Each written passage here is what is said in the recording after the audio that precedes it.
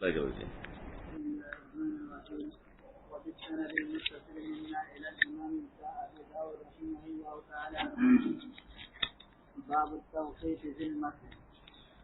وبه قال حدثنا حفص بن عمر قال حدثنا شعبة عن الحكم وحماد عن إبراهيم عن أبي عبد الله الجدلي عن خزيمة بن ثابت رضي الله تعالى عن النبي صلى الله عليه وسلم قال المس على الخفين للمسافر 3 أيام وللمقيم يوم وليلة.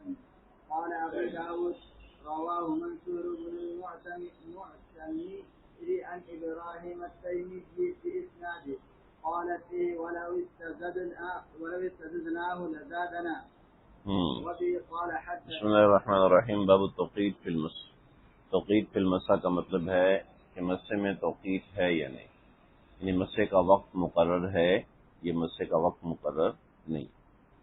جمہور ائمہ ثلاثہ فرماتے ہیں کہ مسے کا وقت مقرر ہے، اور مسے کے وقت کے مقرر ہونے کا وقت جو ہے وہ 1 دن عام حالات میں اور 3 دن 3 راتیں سفر کے اندر. امام مالک رحمۃ اللہ تعالی علیہ اور لیث بن سعد رحمۃ اللہ تعالی علیہ اور سیدنا عمر بن خطاب کا یہ مسلک تھا کہ موضع کے مسے کے اندر کوئی توقیت نہیں ہے، یعنی عدم توقیت ہے. عدم توقیت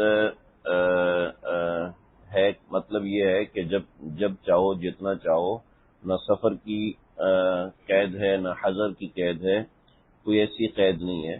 چنانچہ جب کوئی ایسی قید نہیں ہے تو وقت میں آزادی ہے، جب چاہیں آپ مسا کریں، جب چاہیں آپ مسا جب چاہیں اتاریں، یعنی جتنا وقت چاہیں، 1 دن 1 رات کی کوئی قید نہیں ہے. لیکن یہ مسلک انتہائی کمزور ہے اور کسی بھی صحیح روایت سے یہ مسلک ثابت نہیں ہے.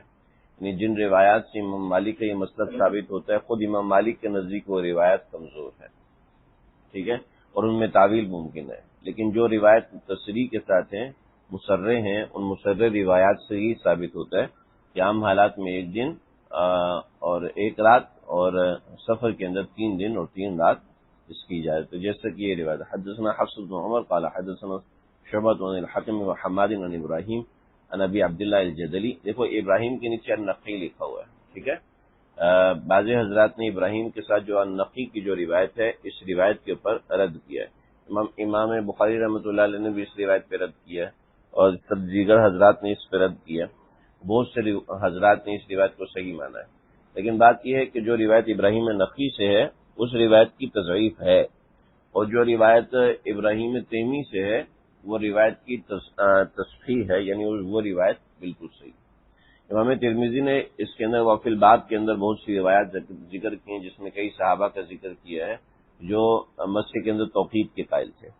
اور امام ابو داؤد نے دیگر مقامات پر 18 صحابہ کی روایت نقل فرمائی ہے کہ جن کے اندر یہ اس بات کی تصریح ہے کہ مسجد کے اندر توقیت ہے، یعنی مسئلہ الخفین میں توقیت ہے.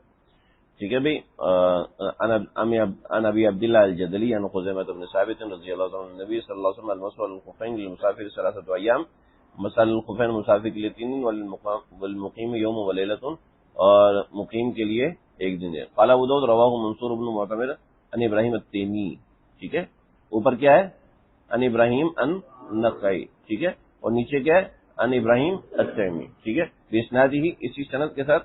قال فی، اس روایت کے اندر کون سا؟ لو استزدناہ لزادنا، اگر ہم اس کو چاہیں تو بڑھا سکتے ہیں. چنانچہ اس بات سے امام مالک کا استدلال ہے، لو استزدنا لزادنا، اگر ہم اس کو بڑھانا چاہیں تو بڑھا سکتے ہیں. ٹھیک ہے جی. تو امام مالک رحمۃ اللہ علیہ فرماتے ہیں کہ جب اس کی تشریح ہے لو استزدنا لزادنا کہ جب بڑھانا چاہیں تو بڑھا سکتے ہیں، تو اس کی تو اجازت مل گئی. جب اجازت مل گئی تو توقیت کا کیا مطلب ہے؟ تو جواب یہ ہے کہ لو تو ہمیشہ داخل ہی نفی کے لیے ہوتا ہے. لو کانا فیہما عالیۃ الا اللہ لفسدتا، ٹھیک ہے. تو لو تو نفی کے لیے داخل ہوتا ہے. جب لو نفی کے لیے داخل ہوتا ہے تو یہ بات تو واضح ہوگی. ٹھیک ہے. دوسری بات ہے کہ لفظ لو اس بات کی وضاحت کر رہا ہے کہ اگر اس بات کی اجازت ہوتی، لیکن اس بات کی تو اجازت ہوئی نہیں. ٹھیک ہے، اس بات کی اجازت ہوئی نہیں، بلکہ توقیت ہوگی، اوپر کی روایت میں توقیت ہوگی، اور توقیت کیا ہوگی؟ یوم و لیلۃ، ایک دن اور ایک رات. سمجھ رہے بھائی؟ آگے پڑھیے جی. ہاں ہاں، کیا مطلب ہوا اس بات کا؟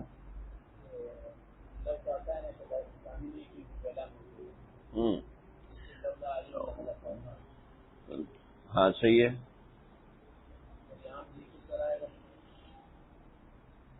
تو اس میں انتفاع ثانی تو ہوا ہی نہیں. انتفاع ثانی کیا ہوا؟ انتفاع ثانی کیا ہوا اس میں؟ ہاں وہی بتایا، اس کا بتایا کہ لو استزدنا ہو لزادنا، اگر ہم اس کو بڑھانا چاہیں تو بڑھائیں، ٹھیک ہے.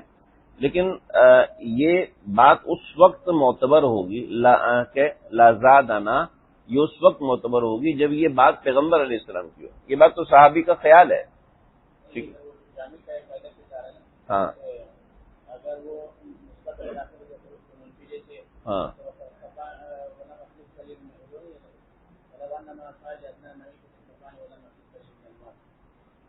دیکھو، وہ مسئلہ یہ ہے کہ وہ سب کے سب نفی پہ داخل ہو رہے ہیں، ٹھیک ہے. یہ ثبوت پہ داخل ہو رہے ہیں. لو استزدنا، اگر ہم اس کو بڑھانا چاہیں تو لزادنا بڑھا سکتے ہیں. ہم نہیں بڑھائیں گے اس کی کہیں نہیں ہے نا. امام مالک یہی تو کہہ رہے ہیں کہ اس کی توقیت نہیں ہے. جب اس کی توقیت نہیں ہے تو اس کا مطلب ہم جتنا چاہیں بڑھائیں. سمجھ رہے ہو؟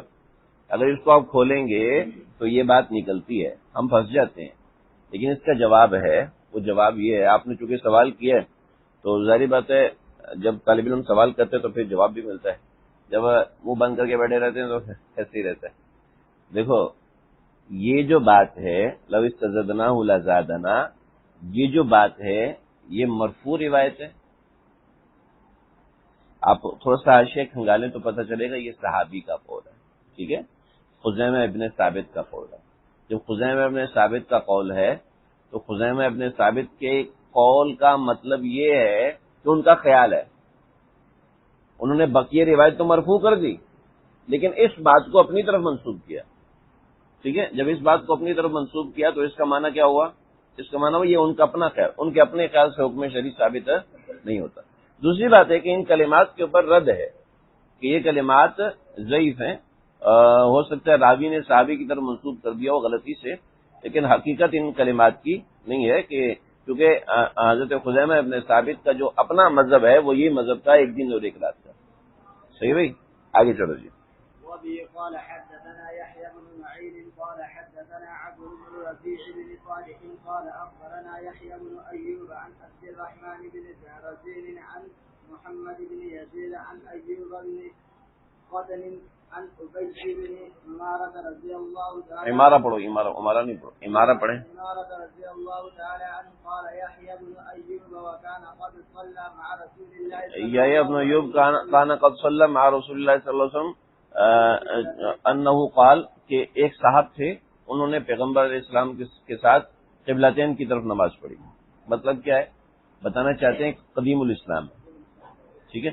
انه قال یا رسول اللہ، انہوں نے کہا یا رسول اللہ امسح علی الخفین، کیا میں وضو پہ مسح کروں؟ قال نعم، آپ نے فرمایا ہاں کرو. قال یوما، کہا کہ ایک دن. قال و یومین، اور قال و ثلاثۃ. قال نعم وما شئت، جتنے دن چاہو تم کرو. قال ابو داؤد، امام ابو داؤد فرماتے ہیں، اب امام ابو داؤد جو ہے نا وہ اس بات کے اوپر مزید تفصیل بتا رہے ہیں. کیا بتا رہے ہیں؟ رواہ ابن ابی مریم المصری عن یحیی بن ایوب عن عبد الرحمن بن رزین عن محمد بن یزید بن ابی زیاد عن عبادہ ابن نسیین عن ابی بن عمارۃ رضی اللہ تعالیٰ عنہ قال فیہ حتی بلغ 7، 7 دفعہ تک گئے، 7 دفعہ تک گئے، ٹھیک ہے. قال رسول اللہ صلی اللہ علیہ وسلم نعم وما بدا لک، جو تمہیں مناسب لگے اتنا کرو. ٹھیک ہے بھائی. اب دیکھو امام ابو داؤد کیا فرما رہے ہیں بھی اس روایت سے استدلال صحیح نہیں ہے. وختلف فی اسنادی، اس اسناد میں اختلاف ہے. ولیس هو بالقوی، اور جو اختلاف ہے وہ قوی نہیں ہے، اس لیے روایت صحیح نہیں. دوسری بات یہ ہے کہ اگر یہ روایت صحیح ہے، اگر یہ روایت درست ہے تو وما بدا ذالکا کا معنی یہ نہیں ہے کہ جتنے دن چاہو کرو، مطلب یہ ہے کہ جب تک چاہو کرو، کہ موزے اتارو پھر پہن لو، موزے اتارو پھر پوری زندگی کرتے رہو، سمجھ رہے ہو، پوری زندگی کرتے رہو۔ اگر ہم ایسی تفصیل اس روایت میں نہیں کریں گے تو دیگر روایات سے اختلاف پیش آئے گا، جو کہ مناسب نہیں ہے۔ جو روایت مصرح ہیں بالکل تصریح کے ساتھ ہے، ان روایت سے اختلاف پیش آئے گا، تطبیق کرنے کے لیے یہ ضروری ہے۔ صحیح ہے بھائی؟ ہاں۔ ورواه ابن ابي مريم ويحيى بن اسحاق والسيد وَرَوَاهُ، ورواه ابن ابي مريم آپ نے پہلے کیا پڑھا تھا؟ ابنا پڑھا تھا، ابنا تو نہیں ہے نا، ابنو۔ ابن ابي مريم ويحيى بن اسحاق والسيلحي ہاں نہیں، بس وَالسَّيْلَحِينِيُّ، سے لحینیو، یہ جو ہے نا اس کے شروع میں ایک واو لگا ہوا ہے۔ یہ جو واو ہے، اس واو کے بارے میں فقہاء نے لکھا ہے، غزل میں بھی لکھا ہے کہ یہ واو ہندی نسخوں کے اندر غلطی ہے، کیونکہ جو اسحاق ہیں اور سلیحینی ہے، ٹھیک ہے، یہ سے لحینی، یہ جو ہے نا یہ اسحاق ہی کا لقب ہے، ٹھیک ہے، یہ اسحاق ہی کی طرف منسوب ہے، لہذا اسحاق کے درمیان جو واو ہے نا یہ غلط ہے۔ ہندی نسخوں میں یہ ہے، عربی نسخوں میں یہ بات موجود نہیں ہے، ٹھیک ہے۔ عن يحيى بن ايوب وقد اختلف في اسناده، ان کے اختلاف میں، ان کی سند میں بھی جو دوسری سندات ہیں ان میں بھی اختلاف ہے، تو سندن یہ روایت درست ثابت نہیں ہو رہی۔ چلیں جی، باب المسح على الجوربين. باب المسح علی الجوربین، جوربین پر مسح کرنا۔ جوربین کیا ہوتے ہیں؟ دیکھو بھئی، جوربین ایک تو آج کل جوربین ہوتے ہیں، شریعت مطہرہ میں جن جوربین کا ذکر ہے اس کے اندر یہ جوربین تو ہے ہی نہیں، سمجھ رہے ہو، کیونکہ ان جرابوں کا ثبوت پیغمبر علیہ السلام کے زمانے میں نہیں تھا۔ پیغمبر علیہ السلام کے زمانے میں جس چیز کو جوربین کہتے تھے وہ جوربین تین قسم کے تھے۔ ایک یہ تھے کہ منعلین، یعنی کپڑے کا جوتا بنا ہوا تھا، اس کے نیچے موزہ بنا ہوا تھا، اس کے نیچے چمڑا لگا ہوا تھا۔ موزہ تو کپڑے کا تھا لیکن اس کے نیچے چمڑا لگا ہوا تھا تاکہ نیچے چلنے میں آسانی رہے، ٹھیک ہے، اور اوپر کپڑا بنا ہوا تھا، یعنی کپڑے کا موزہ بنا ہوا تھا۔ آج کل جیسے ربڑ کا موزہ بنا ہوا ہوتا ہے، یہ جیسے موزہ ہے اس کے اندر ربڑ ہوتی ہے، ٹھیک ہے، اس کے اندر مستقل ایک ربڑ ہوتی ہے، تو وہ کپڑے کا بنا ہوا تھا اور اس کے نیچے چمڑا لگا ہوا تھا، اس کو کہتے ہیں منعلین۔ اس کو لکھ لو بھائی، یہ منعلین ہوتے تھے۔ دوسرا مجلدین، بنا تو کپڑے کا ہوتا تھا لیکن اس کے نیچے بھی چمڑا لگا ہوتا تھا اور اوپر کے حصے میں بھی چمڑا لگا ہوتا تھا، ٹھیک ہے، نہیں بنیاد تو اس کی کپڑا تھی لیکن اس کے نیچے اور اس کے اوپر چمڑا لگا ہوتا تھا۔ اور ایک ہوتا سخینین۔ سخینین وہ اتنے موٹے کپڑے کے بنے ہوتے تھے کہ جس میں موزے کی تمام صفات آتی تھی، اس میں چلنے سے اس میں پھٹن نہیں آتی تھی، ٹھیک ہے، اور وہ پنڈلی پر بغیر باندھے رک جاتے تھے، ٹھیک ہے، اور اس میں سے پانی بھی آر پار نہیں ہوتا تھا، ٹھیک ہے۔ تو احناف کے نزدیک جو سخینین ہیں، سخینین، ان سخینین بھی، ادھر کیا دیکھ رہے ہو یار، چھوڑو رہنے دو، ادھر دیکھو، موزوں کی طرف دیکھو کیسے زبردست موزے بنائے، سمجھ؟ تو دیکھو اتنے موٹے کپڑے کے سخینین، احناف کہتے ہیں ان پر مسح جائز ہے، اور جمہور کہتے ہیں یہ تینوں قسم کے موضوع پر مسح کرنا جائز ہے۔ بہرحال اس میں جو بھی معاملات ہیں ان کو آپ روایت میں دیکھیں جی۔ وبه قال حدثنا عثمان بن ابي شيبه عن وكيع عن سفيان عن ابي قيس الاودي هو عبد الرحمن بن ثروان عن هزيل بن شرحبيل عن المغيرة بن شعبة رضي الله تعالى عنه ان رسول الله صلى الله عليه وسلم توضأ ومسح على آپ صلی اللہ علیہ وسلم نے وضو فرمایا اور مسح کیا جوربین پر اور نالین پر۔ اب جوتوں پہ مسح تو آپ صلی اللہ علیہ وسلم سے عمومی حالات میں منقول نہیں ہے، اور جوتوں پہ مسح کرنا کہیں سے سمجھ میں آنے والی بات نہیں ہے، کیونکہ جوتوں کی نا کیفیت واضح ہے، کیونکہ جوتوں کے اوپر مسح کیسے کیا جائے گا، کیونکہ آپ صلی اللہ علیہ وسلم کے جو جوتے تھے وہ تو دو پٹی والے تھے، ان دو پٹی والے پہ مسح کرنے کا کوئی بات سمجھ میں نہیں آتی، ہو سکتا ہے راوی کو وہم ہو. چنانچہ اسی کے قال ابو داؤد کان عبد الرحمن بن مہدی لا يحدث بهذا الحديث. عبد الرحمن ابن مہدی اس روایت کو نقل نہیں. عبد الرحمن ابن مہدی بہت بڑے محدث تھے. وہ کہتے ہیں اس طرح کی روایت نقل نہیں کروں گا. لأن المعروف عن المغیرہ، کیونکہ یہ روایت کس صحابی سے ہے؟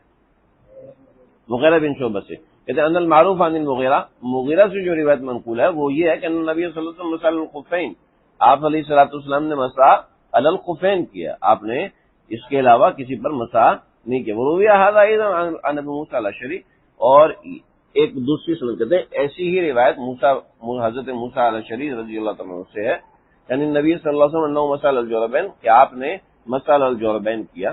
ولیس بالمتصل، یہ روایت متصل بھی نہیں ہے، ولا بالقوی، اور یہ قوی بھی نہیں ہے.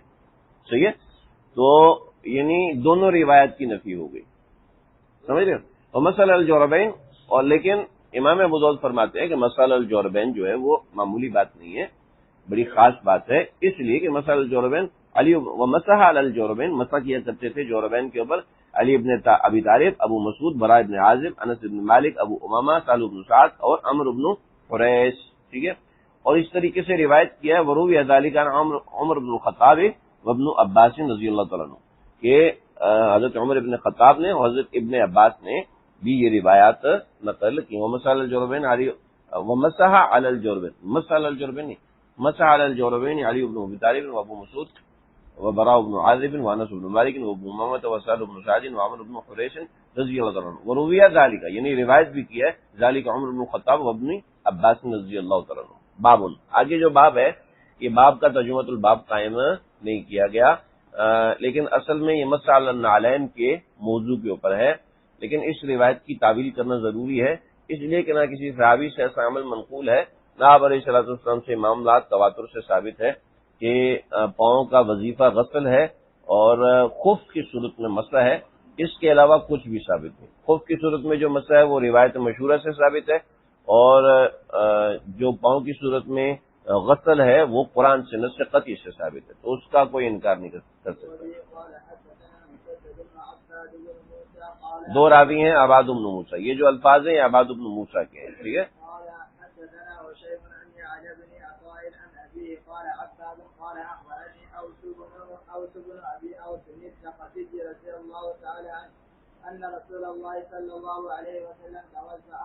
وضو فرمایا ومسح علیہ وقدمیہ وقال عباد. اب دیکھو اس میں عباد بن موسیٰ کی روایت کر رہے ہیں.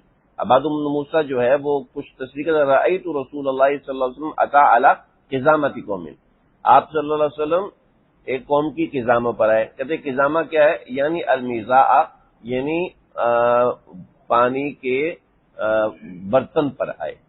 لیکن میزاء پانی کا برتن ہم پیچھے پڑ چکے ہیں، لیکن جو قزامہ ہے، قزامہ پانی کے برتن کو نہیں کہتے، ٹھیک ہے، بلکہ قزامہ کہتے ہیں کاریز کو. دیکھی ہوئی کاریز کیسی ہوتی ہے؟ ہاں، کس سے؟ چشمہ سے جو پانی نکلتا ہے. اچھا،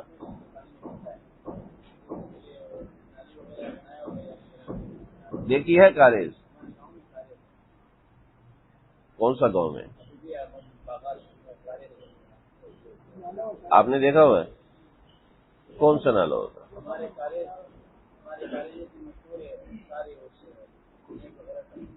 چلو دکھا دینا ہمیں. کاریز جیسی آپ بتا رہے ہو نا، اس طریقے سے پوری زندگی کاریز کو ہم نالا بس.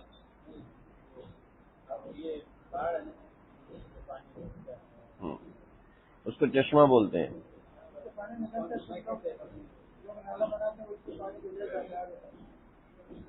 ارے چھوڑو یار، ایسے لمبی لمبی چھوڑ رہے.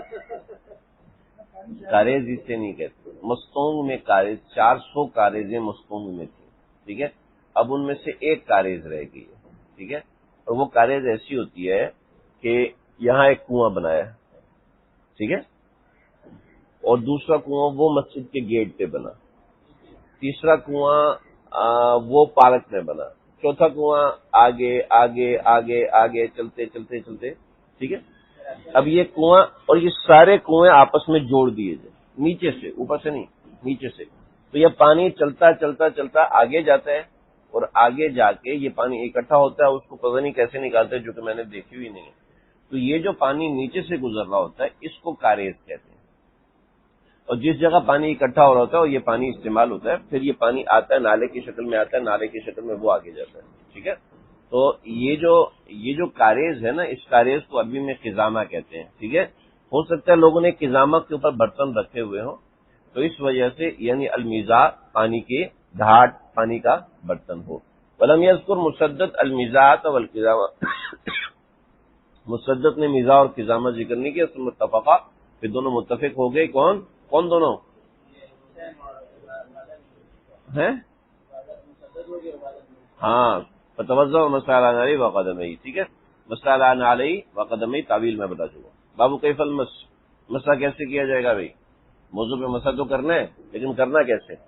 امام مالک کہتے ہیں اوپر بھی نیچے بھی کرنا واجب ہے. جمہور کہتے ہیں نہیں، اوپر سے کیا جائے گا مسح، نیچے سے نہیں کیا جائے گا. امام شافعی کہتے ہیں اگر نیچے سے کر لے گا تو سنت ادا ہو جائے گی، لیکن لازم اس کے اوپر بھی نہیں ہے. چلو جی. وبه قال حدثنا محمد بن الصباح البزار قال حدثنا عبد الرحمن بن ابي الزناد قال ذكره ابي عن عروة بن الزبير عن المغيرة بن شعبة رضي الله تعالى عنه أن رسول الله صلى الله عليه وسلم كان يمسح على الخفين. آپ موضوع پہ مسئلہ کرتے تھے وقال غیر محمد. دیکھو محمد بن الصباح جو اوپر لکھا ہوا ہے نا، محمد بن الصباح یہ ایک راوی ہے. ٹھیک ہے. ان کے علاوہ اور بھی روات. امام ابو داؤد فرماتے ہیں وقال غیر محمد، محمد بن الصباح کے علاوہ کیا کہتے تھے؟ علی ظاہر الخفین. وہ کہتے کان یمسح علی الخفین، کان یمسح علی ظاہر الخفین، علی ظاہر الخفین. ٹھیک ہے. حدثنا محمد بن الله قال حدثنا حفص يعني ابن غياث عن الأعمش عن ابي اسحاق عن عبد الخير عن علي رضي الله عنه قال كان الدين بالرأي لو كان الدين بالرأي، اگر دین رائے سے ہوتا لگانا اسفل الخف اولا بالمسح من الاعلى، تو پاؤں کا خف کے نیچے کا حصہ یہ زیادہ پسندیدہ تھا مسح کرنے میں. وقد رأيت رسول اللہ صلی اللہ علیہ وسلم، لیکن میں رسول اللہ صلی اللہ علیہ وسلم کو دیکھا يمسح على ظاہر خفین، کیا ظاہر خفین پر مسح فرما رہے تھے. قال حدثنا محمد بن رافع قال حدثنا يحيى بن آدم قال حدثنا يزيد بن عبد العزيز عن الأعمش بإسناده بهذا الحديث قال ما كنت. کہتے ہیں جی اعمش سے جو روایت ہے نا، وہ روایت مرفوع ہو جاتی ہے اوپر والی سند سے، کہ اعمش کے بعد ابی اسحاق ہیں، ابی اسحاق کے بعد عبد خیر ہیں، عبد خیر کے بعد حضرت علی ہیں. ٹھیک ہے. یعنی روایت آگے مرفوع ہوتی ہے، پوری ذکر نہیں کی. بِإِسْنَادِهِ بِهَذَا الْحَدِيث، اوپر وہ والی سند ہے، اس کی طرف اشارہ کر دیا. ہاں جی.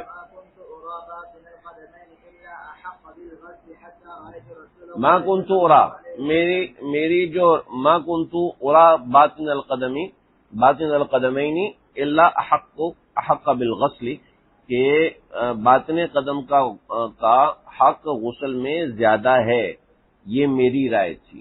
ٹھیک ہے. حتی رأیت، لیکن میں نے نبی اکرم صلی اللہ علیہ وسلم کو دیکھا یمسح علی ظاہر خفی، آپ ظاہر خف کے اوپر مسح کر رہے تھے. کیا بات ہے یار، کیا مطلب ہے اس بات کا؟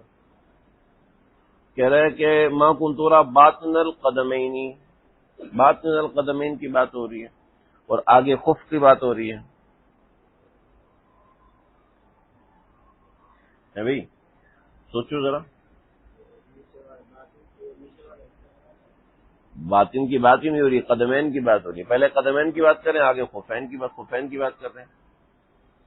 یہ کیسی حدیث ہے بھائی؟ کہتے ما کنت ارا باطن القدمین، میری رائے کے مطابق یہ تھا کہ باطن قدمین کو یعنی پاؤں کے نیچے کے حصے کو زیادہ دھویا جائے. ٹھیک ہے. لیکن میں نے دیکھا آپ صلی اللہ علیہ وسلم خف کے ظاہر پہ مسح کر رہے ہیں.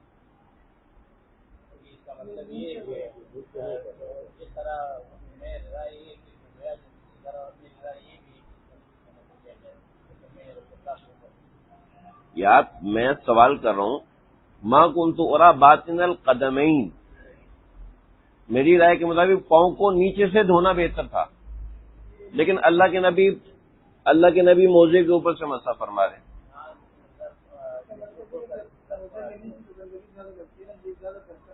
وہ تو موزے کی بات ہوتی ہے، تو یہ نا ما کنت ارا باطن الخف، باطن الخف ہونا چاہیے تھا.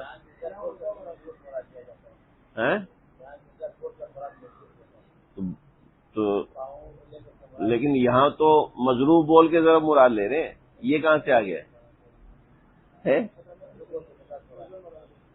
ہاں، قدمین سے پہلی تعویل یہ ہے، فقہاء نے لکھا ہے پہلی تعویل قدمین سے خفین مراد ہے، ٹھیک ہے، قدمین سے خفین مراد ہے۔ دوسری تعویل اس میں بڑی خوبصورت ہے، اس کو سمجھنا کہ میرے لحاظ سے پاؤں کو نیچے سے دھونا زیادہ بہتر تھا، لیکن پاؤں دھوئے جائیں گے تب بھی اوپر ہی کو دھونا زیادہ پسندیدہ ہے، لیکن پاؤں کا مکمل وظیفہ غسل ہے تو پھر افضل اور غیر افضل کی کوئی قید نہیں رہتی ہے، لیکن پھر بھی پاؤں کے اوپر والے حصے کو دھونا یہ زیادہ بہتر ہے، سمجھ رہے ہو؟ لیکن چونکہ دونوں ہی دھو رہے ہوتے ہیں اس لیے افضل غیر افضل کا دھیان نہیں رہتا۔ چنانچہ مجھے بتاؤ قربانی کے جانور میں مذکر زیادہ پسندیدہ ہے مؤنث زیادہ پسندیدہ؟ مذکر آپ بتاؤ، مؤنث آپ بتاؤ، دونوں پسند ہے، آپ بتاؤ۔ قرض ہنسنا کیوں دے رہے ہو؟ قرض ہنسنا دینا شروع کر دے، بتاؤ، آپ بتاؤ، آپ بتاؤ۔ میں اچھا مذکر کیوں پسندیدہ ہے آپ بتائیں؟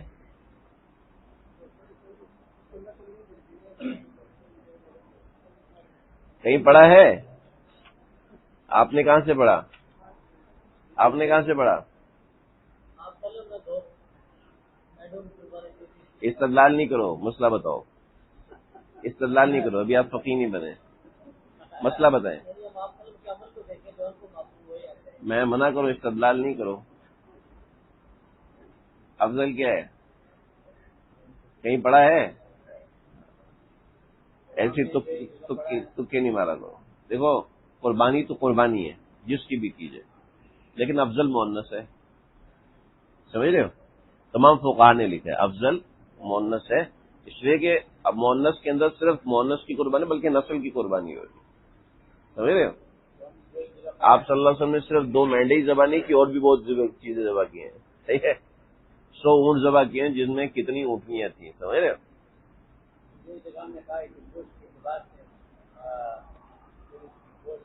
مؤنث کا گوشت زیادہ اچھا ہوتا ہے، صحیح ہے، اس میں بو نہیں ہوتی، مذکر کے گوشت میں کہیں نہ کہیں بو پیدا ہوتا ہے۔ اچھا چھوڑو اس بات کو، دیکھو قربانی قربانی ہے، لیکن اس میں افضل اور غیر افضل شریعت نے بیان کیا ہے۔ ایسے پاؤں دھونا تو پورے دھونے ہیں، لیکن افضل ظاہر قدم کو دھونا ہے۔ کیوں بھائی؟ اس لیے کہ پہلے ظاہر قدم دھویا جاتا ہے تو افضل پہ پہلے عمل کیا جاتا ہے، بس یہ چھوٹی سی بات۔ چلو جی آگے چلو۔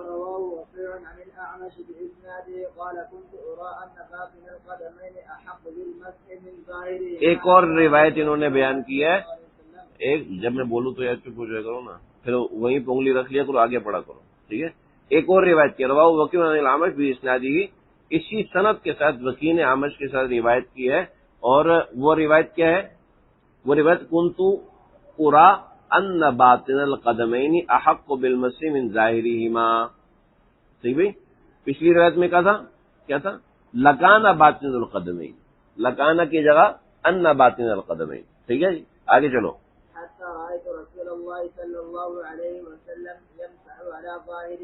ٹھیک ہے، یعنی خفین، چلو جی آگے چلو۔ رواہ عیسی بن یونس،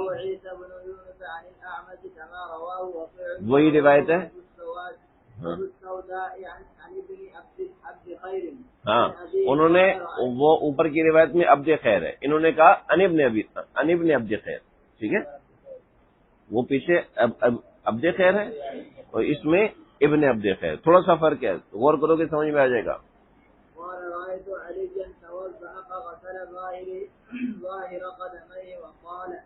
لولا انی رأيت رسول اللہ صلی اللہ علیہ وسلم يفعله وساق الحديث، ہاں میں نے اللہ کے نبی کو نہ کرتے دیکھتا تو میں ایسے ہی کرتا، یعنی پہلے نیچے کے قدموں کو دھوتا، وساق الحدیث، پھر آگے پوری روایت بیان کی۔ آگے چلو۔ وبه قال حدثنا موسى بن مروان ومحمود بن خالد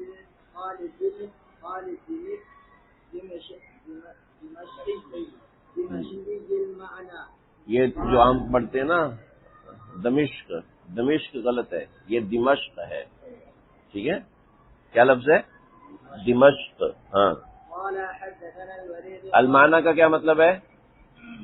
روایت بالمعنی ہے. صحیح ہے بھائی؟ قال اخبرنا ثور بن يزيد ثور بن یزید کی نیچے انگلی رکھو، نشان لگا لو یا سمجھ لو ثور بن یزید پہ بات ہوگی. چلو آگے جاؤ. عن رجاء بن حيوة عن كاتب المغيرة بن شعبة عن کاتب المغیرہ بن شعبہ، مغیرہ بن شعبہ کے کاتب ہیں، ٹھیک ہے؟ انہوں نے مغیرہ بن شعبہ سے روایت کی. وضعت النبی صلی اللہ علیہ وسلم، میں نے نبی صلی اللہ علیہ وسلم کو وضو کروایا فی غزوۃ تبوک، غزوہ تبوک میں. ومسح فمسح علی الخفین واسفلہما، آپ نے خفین پہ مسح کیا اور ان کے نیچے بھی مسح کیا. نیچے کیوں کیا بھائی؟ ہو سکتا ہے کوئی نجاست اس میں لگی ہو، لیکن پھر بھی قال ابو داؤد کو بلغنی انہ لم يسمع ثور هذا الحدیث من رجاء. لیکن امام ابو داؤد فرماتے ہیں مجھے پتہ چلا کہ ثور کون ہے بھائی؟ یہ پیچھے ثور بن یزید نے یہ روایت رجاء سے نہیں سنی ہے، روایت منقطع ہوگی، لہذا قابل استدلال نہیں ہے. وہی روایات ہیں جن روایات کے اندر مسا اوپر کی طرف سے. بابن فی الانتزاع، انتزاع کا مطلب ہے پانی بہانا. یہاں پر انتزاع کے دو معنی ہیں، ایک یہ ہے کہ استنجے میں پانی بہانا، اور ایک یہ ہے کہ استنجا کرنے کے بعد کپڑے کا جو حصہ شرمگاہ سے متصل ہے اس کے اوپر پانی چھڑکنا، تو اس کو انتزاع کہتے ہیں. ٹھیک ہے، یہ روایت اسی کے متعلق ہے. چلے جی. باب السلك الانتزاع وبه قال حدثنا محمد بن كثير قال اخبرنا سفيان عن منصور عن مجاهد عن سفيان بن الحكم الثقفي او الحكم بن سفيان الثقفي. ہاں، راوی کو شک ہے، یعنی مجاہد کو شک ہے کہ سفیان ابن حکم ہے یا پھر حکم ابن سفیان ہے، اور آگے جتنے بھی لوگ ہیں ان سب کو بھی اسی بات کا شک رہا ہے. لیکن ایک روایت اور بھی ہے جو آخر میں آئے گی. قال كان رسول اللہ صلی اللہ علیہ وسلم اذا بال يتوضا وينتزع، کہ آپ جب پیشاب فرماتے اور اس کو وضو فرماتے ينتزع، پھر آپ انتزاع فرماتے یعنی پانی چھڑکتے، یا پھر جو ہے استنجے میں پانی بہایا کرتے تھے. قال ابو داؤد وافق سفیان، امام ابو داؤد فرماتے ہیں سفیان کے حوالے سے جو موافقت کی ہے جماعت علی هذا الاسناد، ایک جماعت نے اسی سند پر کی ہے. وقال بعضهم، لیکن بعضی حضرات نے کہا الحکم ابی او ابن الحکم، ٹھیک ہے، او ابن الحکم، یعنی جیسے بعضی نے حکم کا اور بعضوں نے ابن الحکم کہا، یعنی دونوں روایات میں بعضی لوگوں کو یہ رہا اور بعضی حضرات نے کہا نہیں، بعضی حضرات اکثر حضرات نے کہا سفیان ابن حکم الثقفی ہی مراد ہے، اور اسی وجہ سے امام ابو داؤد نے پہلے اسی سند کو ذکر کیا ہے. قال حدثنا اسحاق بن اسماعیل قال حدثنا سفیان عن ابن ابي نجيح عن مجاهد عن رجل من ثقيف عن ابيه قال رأيت رسول الله صلى الله عليه وسلم بال ثم نزع فرجه. ٹھیک ہے بھائی، وہی بات ہے. حدثنا النصر بن مجاهد مهاجر قال حدثنا معاوية بن عمرو قال حدثنا زائدة عن منصور عن مجاهد عن الحكم او ابن الحكم عن ابيه، ایک اضافہ ہو گیا، عن ابيه کا اضافہ ہو گیا. ان نبی صلی اللہ علیہ وسلم بارہ ثم توضا ونزع فرجہ، وہی بات ہے. ٹھیک ہے. بابو ما یقول الرجل اذا توضا، وضو کرتے وقت آدمی کیا کہے. بڑی اہم، بڑی خوبصورت روایت ہے، مزیدار قصہ ہے اس کے اندر. ہاں جی، ذوق پیدا کر رہا ہے، اسی وجہ سے روایت بعد میں آ رہی ہے. ٹھیک ہے، باب ما يقول الرجل اذا توضا، ذوق پیدا کر رہا ہے، لیکن مسئلہ یہ کہ وہ روایت پیچھے بھی انہیں الفاظ کے ساتھ ہے، آگے بھی انہیں الفاظ کے ساتھ، روایت بالمعنی ہے، تو اس وجہ سے اس ذوق کو زیادہ اہمیت نہیں دیتے. وبه قال حدثنا احمد بن سعيد الحمداني قال حدثنا ابن وهب قال سمعت معاوية يعني بن صالح يحدث عن ابي عثمان عن جبير بن نفير عن عقبہ بن عامر، یہ عقبہ بن عامر کی روایت ہے. کہتے ہیں قال كنا مع رسول اللہ صلی اللہ علیہ وسلم، ہم اللہ کے نبی کے ساتھ تھے. قدام انفسنا، ہم اپنا کام خود کیا کرتے تھے. قدام انفسنا، ہم اپنا کام خود کیا کرتے تھے. کیسا کام کرتے؟ نتناوب الرعایا، نتناوب کہتے ہیں اپنے جانوروں کو چرانا، الرعایا جانوروں کو، تو نتناوب الرعایا ہم جانوروں کو چرایا کرتے. رعایتا ابلینا، اپنے اونٹوں کو چرانا. فقانت، یہ مطلب یہ تھا کہ لوگ کہہ دیتے تھے بھائی یہ سب کے اونٹ ہیں، ٹھیک ہے، ایک دن یہ جائے گا، دوسرے دن یہ جائے گا، تیسرے دن یہ جائے گا، چوتھے دن یہ جائے گا، اس کو کہتے ہیں باری لگانا۔ اٹھ گیا، اٹھ گئے، ٹھیک ہے۔ فکانت علی رعایت الابل، اور ایک دفعہ میرے ذمہ تھا اونٹوں کا خدمت کرنا، اونٹوں کو چلانے کے لیے لے کے جانا، ٹھیک ہے۔ فروحتها بالعشی، شام کے وقت میں واپس آ رہا تھا، اونٹوں کو چلا کے میں واپس آ رہا تھا۔ ارے چپ ہو جو یار، چپ ہو جو، قصہ ہے پورا، ٹھیک ہے، کب تک آپ چلو گے؟ فادرکت رسول اللہ، اگلی حدیث آپ پڑھ لینا بھائی۔ فادرکت، یہ ایک بنیادی حدیث ہے اس لیے میں پڑھا رہا ہوں کہ بنیادی حدیث۔ فادرکت رسول اللہ صلی اللہ علیہ وسلم یخطب الناس، میں نے آپ صلی اللہ علیہ وسلم کو پایا کہ آپ لوگوں کو خطبہ دے رہے تھے۔ فسمعته یقول، تو میں نے کہتے ہوئے سنا، ما منکم من احد یتوضا، تم میں سے کوئی بھی وضو کرے، فیحسن الوضو، اچھا وضو کرے، ثم یقوم، پھر وہ کھڑا ہو جائے، فیرکع رکعتین، اور یقبل علیہما بقلبہ ووجہہ، اپنے چہرے اور دل سے اس میں حاضر رہے، الا فقد اوجب، اب اس کے ذمہ واجب ہو جائے گی، یعنی وہ واجب کرا لے گا، یعنی جنت کو واجب کرا لے گا کوئی شخص 2 رکعت ایسے پڑھے۔ فقلت، تو میں نے کہا بخ بخ، بعضی روایت میں بخن بخن، بعضی روایت میں بخن بخ، یہ 3 قسم کے الفاظ ہیں، 3 قسم کی اس کی سمجھ لو لغات ہیں، بخ بخ یا بخن بخن یا بخن بخ، ٹھیک ہے۔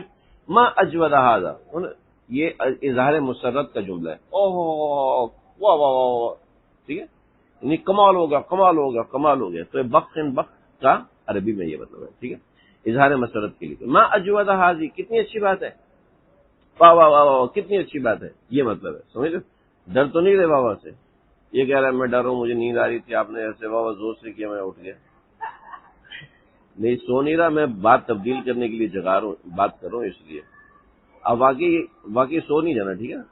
فقال رجل بین یدی، تو ایک آدمی میرے سامنے بیٹھا تھا، اللہ قبلہا، جو کہ میری طرف پشت کیے ہوئے تھا، یا عقبہ، اس نے کہا اے عقبہ، اجود منہا، یا یہ میں نے قبلہا نہیں، قبلہا تیرے آنے سے پہلے، یعنی تیری اس بات سے پہلے، اجود منہا ایک بات اس سے بھی زیادہ اچھی ہوئی ہے۔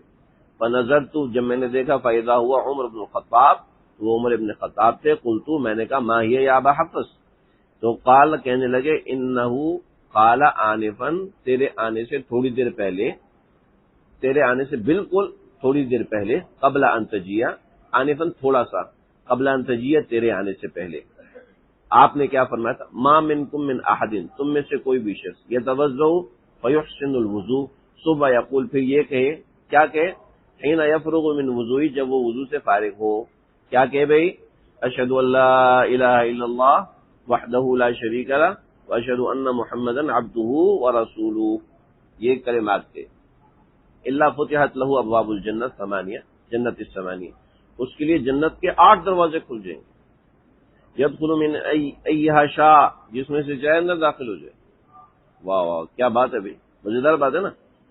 قال معاویہ، حضرت معاویہ فرمانے لگے، حدثنی، حضرت معاویہ کون ہے بھئی، وہ جو اوپر ہے، سمعت معاویہ، یعنی ابن صالح، یحدث عن ابی عثمان، ٹھیک ہے۔ قال معاویہ، وحدثنی ربیعۃ بن یزید عن ابی ادریس عن عقبۃ بن عامر، یعنی یہ بھی سند ہے اور ایک سند دوسری بھی موجود ہے، سمجھ رہے ہو بھائی، آگے بڑھو جی۔ کیوں بھائی، یہ کام کرتے ہیں آپ لوگ، وضو کے بعد یہ کلمہ پڑھا جاتا ہے، چلو جی آگے چلو۔ ایک اور اضافہ ہے وہ اس روایت میں، کیا اضافہ دیکھو،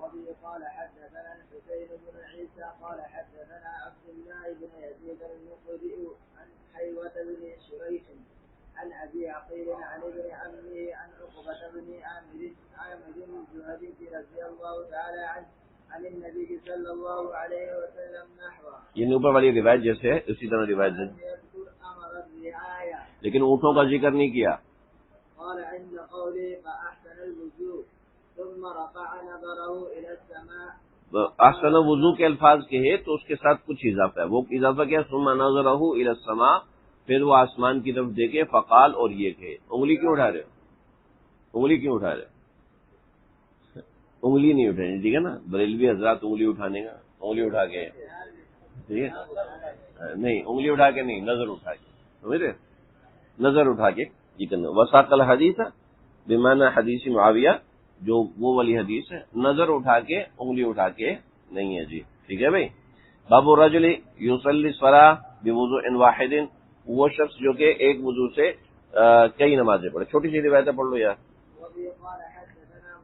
یعنی ایک وضو سے پیغمبر علیہ الصلوۃ والسلام کے لیے ذمہ تھی کہ ایک نماز پڑھے، ٹھیک ہے، لیکن پھر وہ حکم منسوخ ہو گیا، دوسروں کے لیے تو اجازت ہے. چلو جی، دو روایتیں آسانی سے.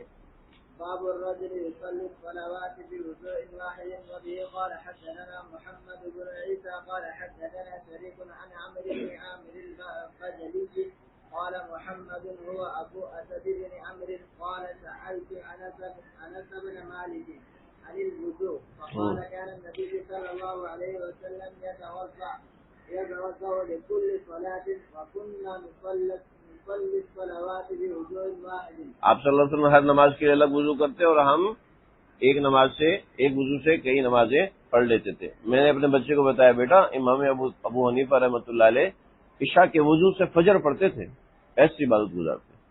تو کہتے ابو پھر آپ مجھے فجر میں کیوں وضو کرواتے ہیں؟ مجھے بھی عشاء کے وضو سے پڑھنے دیا کریں. چلو جی. قال حدثنا مسدد قال حدثنا يحيى عن سفيان قال حدثني القمة بن مرسل عن سليمان بن بريدة عن أبيه رضي الله تعالى عنه قال صلى رسول الله صلى الله عليه وسلم صلی رسول اللہ صلی اللہ علیہ وسلم یوم الفتح، فتح مکہ والے دن، خمس صلوات بوضوء واحد، 5 نمازیں ایک وضو سے پڑھی. ومسح علی خفیہ، اپنے خفین پر مسح فرمایا. فقال له عمر، حضرت عمر نے کہا انی رأیت کا، میں نے آپ کو دیکھا، صنعت اليوم شیئا لم تکن تصنعه، آپ نے اس سے پہلے کبھی بھی ایسا نہیں کیا. تو قال، آپ نے فرمایا عمدا صنعته، میں نے جان بوجھ کر کیا تاکہ امت کے اوپر حجت عام ہو جائے. صلی اللہ تعالی علی خیر خلق محمد وعلی. ہاں بالکل سکھائیں گے. آپ فارم ہاؤس کا انتظام کرو، وہاں جا کے سکھائیں گے انشاءاللہ.